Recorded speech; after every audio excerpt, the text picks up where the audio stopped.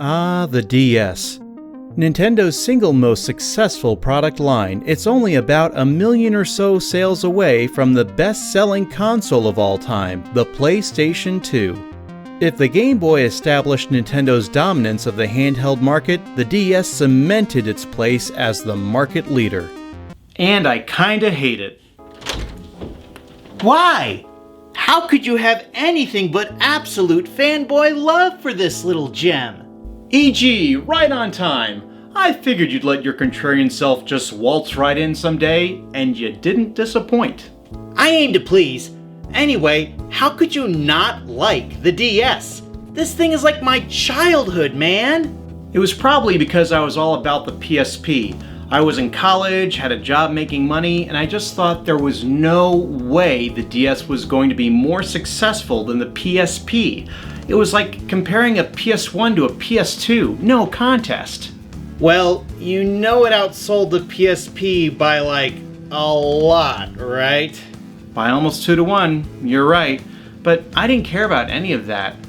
I have come to appreciate it a lot more recently, but I still think they could have done more with it. Why did you like it so much? Duh. All those Call of Duty games, man. Of course. Why am I not surprised?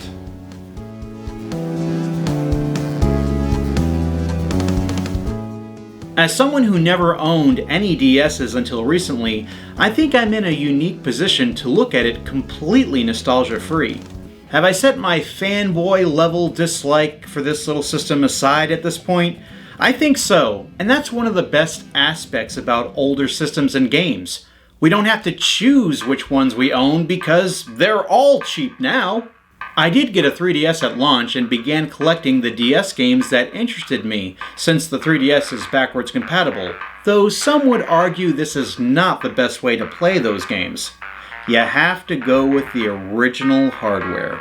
This series of hardware retrospective videos will analyze the 4 different models Nintendo released in the original DS line, and we'll be starting at the casual level. Filthy casuals! Shut up, BG! Released in 2004 in Japan and North America, and then in Australia and Europe in 2005, the DS was the successor to the Game Boy Advance, although at first Nintendo denied it. Since there are 3 very different Game Boy Advance models, I'll be comparing the DS to the SP model since they share the most in common. The DS inherited the clamshell design, which keeps the screens well protected. It also has a rechargeable battery just like the SP and Micro, and even uses the same charging port as the SP, which is compatible with the same charger too. The volume slider remains in use from the SP, as do most of the controls, which remain the same with the exception of 2 new buttons. Many GBA games included a sleep mode feature, and Nintendo appears to have liked it so much they integrated it into the DS's hardware so that you can suspend a game by simply closing it shut. Bye-bye! It can also play Game Boy Advance games. I do think this was done simply because Nintendo did not want to make gamers worry and feel untrusting of the new handheld that ditched the Game Boy brand, so they designed it to play GBA games like a nice security blanket. Aww. However, they chose not to include Game Boy or Game Boy Color games compatibility, but these days it's understandable since they would have had to include the old Z80 processor all the way back from the 80s, so I'll give them a pass this time. Gone are any and all communication ports since this baby is rocking Wi-Fi, using it for both internet and local multiplayer. There has been a slight increase in the screen resolution, 256 by 192 on DS versus 240 by 160 on GBA, though the backlight in this original model is simply horrid. I honestly think either models of the Game Boy Advance SP have better lighting than this. We now have stereo speakers, a first for Nintendo handhelds. The 2 additional buttons for the controls mentioned earlier are the X and Y buttons, which means the DS shares the same button layout as a Super Nintendo controller. Of course, the big display and control change the DS has would have to be the touchscreen. The arrival of the touchscreen made us all think developers would come up with really clever ideas, which did happen occasionally, but for the most part it was used effectively to display maps and inventory screens.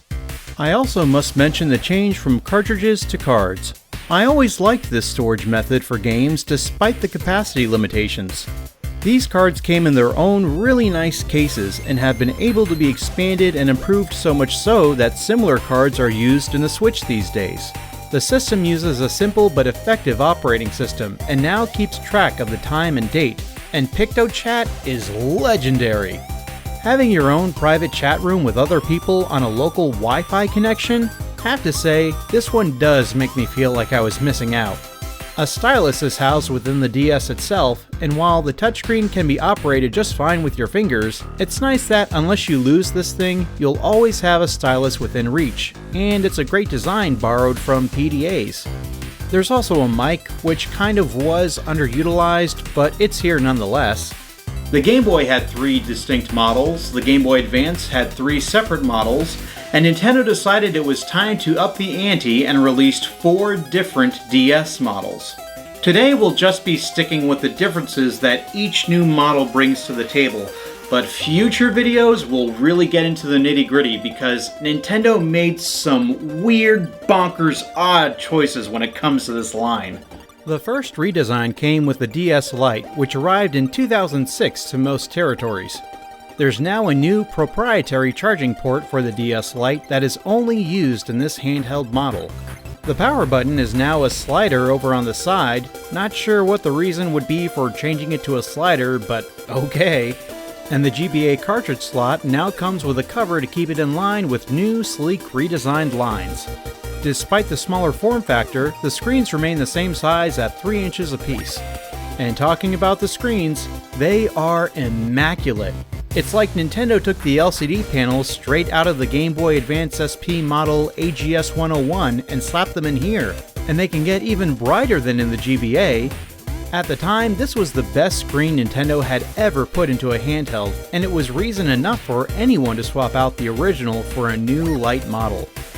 If the DS Lite was a refinement of the original DS, then the DSi was a complete overhaul, with features being juggled in and out of the design with mixed results. It was released in Japan in 2008 before its worldwide release in 2009.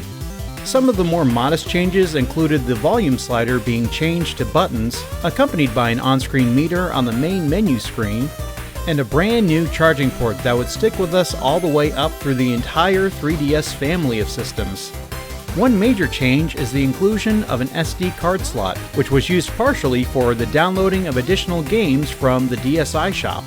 The huge feature to get the axe was the GBA cartridge slot, which not only meant you could no longer play GBA games on the DSi, but also any games that relied on additional accessories which plugged into the cartridge slot. 2 cameras were added to both the inside and outside of the unit, which could be used to take pictures and store them on the SD card. Further minor tweaks included slightly larger screens going up to 3 1/4 inch, and the power slider is gone from the DS Lite and changed back once again to a button. The DSi did receive improved specifications, such as a 33% faster CPU and 4 times as much RAM, which were used in tandem with the cameras for a small, exclusive physical library of games. The new UI is far more similar to the Wii's channel layout and even included an internet browser.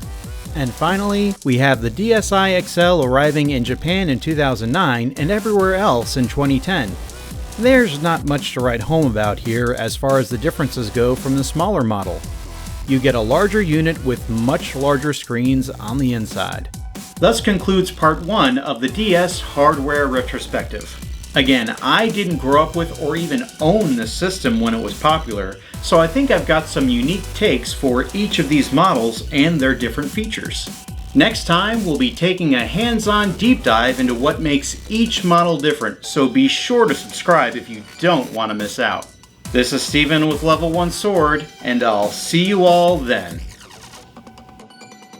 Hey, thanks for watching! If you want to keep on top of the videos, definitely take a sec to subscribe. I'm also on Twitter, Instagram, and Patreon if you want to follow me across the internet. Level 1 Sword also has a weekly podcast, so give it a listen.